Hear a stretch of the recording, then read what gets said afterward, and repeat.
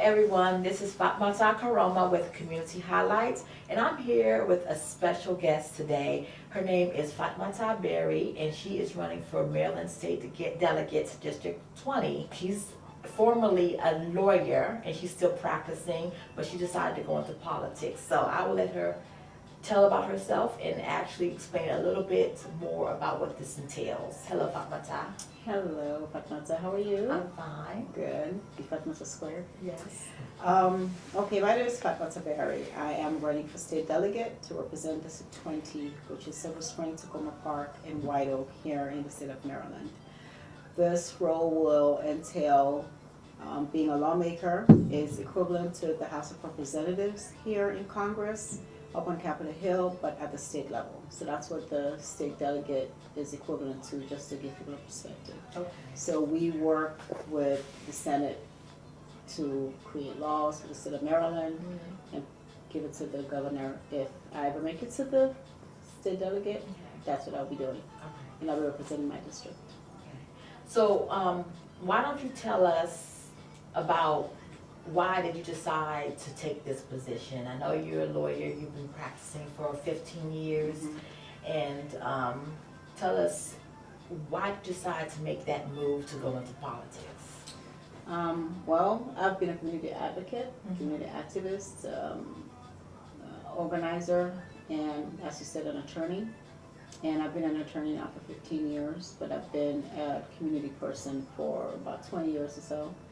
And after working with other organizations and groups in the county and other individuals, decided to take what I've been doing on the advocacy level to the policy level, in the hopes that any differences I may have made as an activist and an advocate and a community organizer can transfer onto actual policy that directly affects people's lives and hopefully make people's lives better.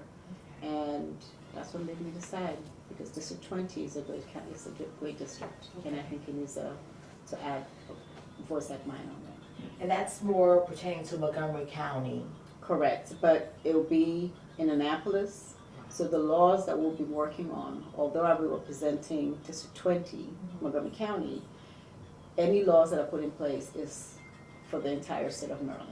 Okay. Correct.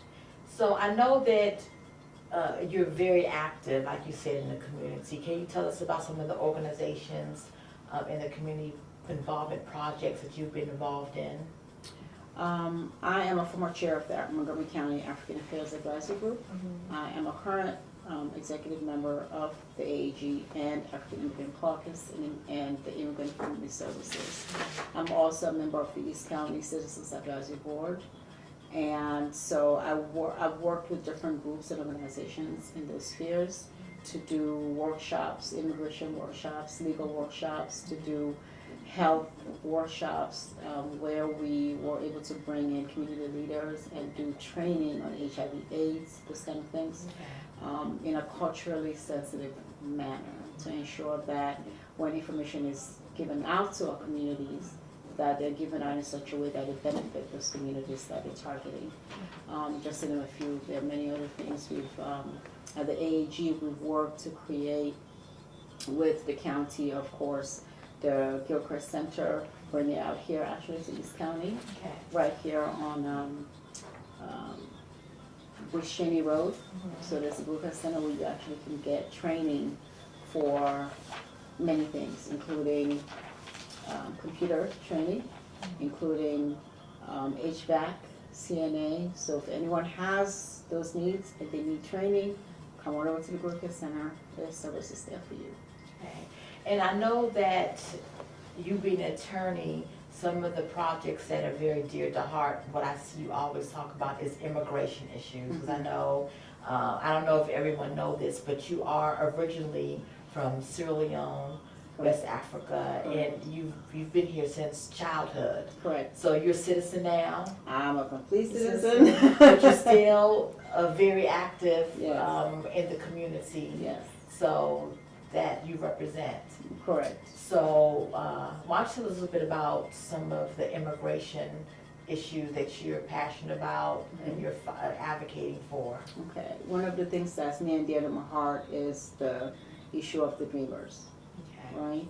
I came here by, by the grace of God. I could have been one of those dreamers, because I came here, I was 11 years old, and I did not get on a plane by myself to bring myself to the US of A. My parents brought me. So they fought hard. I came here in 84. I didn't get my green card until the 90s. So right before I went to law school. So that has always been the backdrop for me.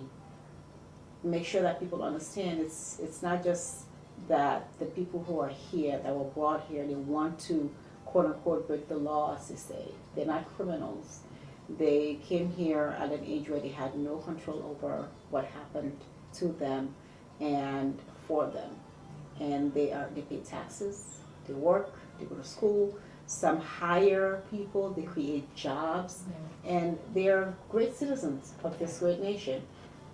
And when people say things like, well, why don't we just go through the legal? It took us from 84 to before I went to law school for me to get my green card. The system itself is very broken.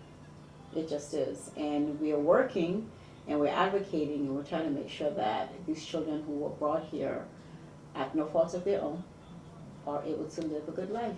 We go to school, our children are here attending schools, and we need to make sure that the schools our children are attending have the proper resources. So what I want to do is to be able to advocate for more funding for all schools within District 20. Doesn't matter where they are in District 20, whether they're on the upper side, eastern side, where I live in White Oak, or any other place, right? And in the state of Maryland, to make sure that when someone takes their child to school, they're safe. They feel safe that their child is receiving the proper education. And that means resources that can address the special needs children, because I also practice special education law, and children who need extra assistance to close the achievement gap, and to make sure that all children, no matter where they come from or who they are able to gain from the U.S. Education system. And of course, immigration, as I said earlier, that's one of my key. And we have something that right now they've been working on called the Trust Act. And the Trust Act is to ensure that immigrants are not stopped and asked for their papers because of what the administration, the executive order. To counter that, they had proposed this Trust Act. It had not passed yet. So we're hoping that it will, but if it hasn't, by the time I get there, that's one thing that we'll fight very hard for. And transportation, because where we live down on 29 up here is very, for those who live here, the congestion going down to DC is very difficult. And not everyone has the ability to get from point A to point B very easily. Some of us are lucky, we have cars and so on and so forth. But transportation is key. We have what's called the bus rapid transit system that's supposed to be coming over this way. And that's something that I've always advocated for, I've testified for in front of the county council, supported the Purple Line, which we're hoping would help us out on this side of town to be able to get around the rest of the county and make sure that we're able to get to where we need. And there are several other issues, but those are some of my major issues. And an issue that's really close to my heart is senior citizens, our older people. They need services. I have gone door to door knocking. I've met, they're on fixed incomes, but they don't get everything that they need to get. And they have to pay what we pay, and there's no way out for them really. And I think that we sometimes forget that the struggles and the fights and the whatever it is they've done in the past is what has given us what we have today.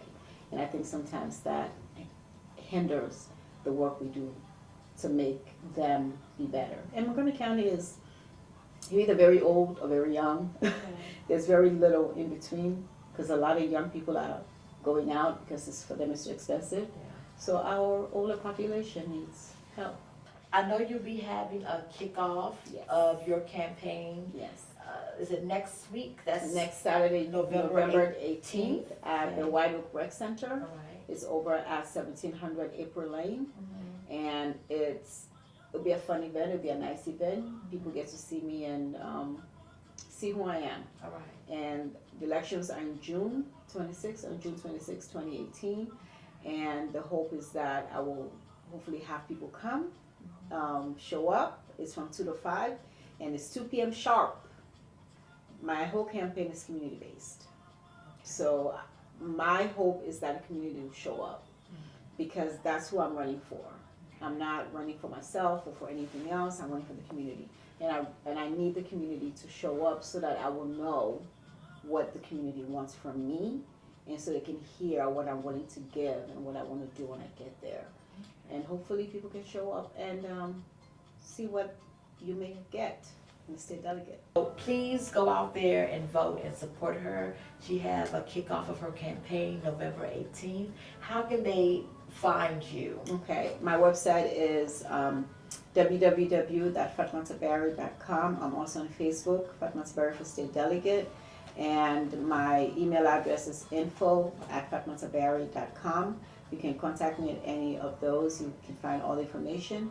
And go on the website and support, donate, sign up for updates, sign up to volunteer, because this is my first time running for office. If I make it there, I'll be the first African to hold that office. And right now I'm the first African woman to even run for the seat. So it will make a really great impact if I can have the support of the community. The more volunteers, the better. I need an army, is what I like to say. Okay. So thank you very much for having me. Okay, thank you. And that's it for today. This is Fatmata Koroma with Community Highlights. And again, we have special guest Fatmata Barrie running for Maryland State Delegates, District 20. Thank you and have a good night.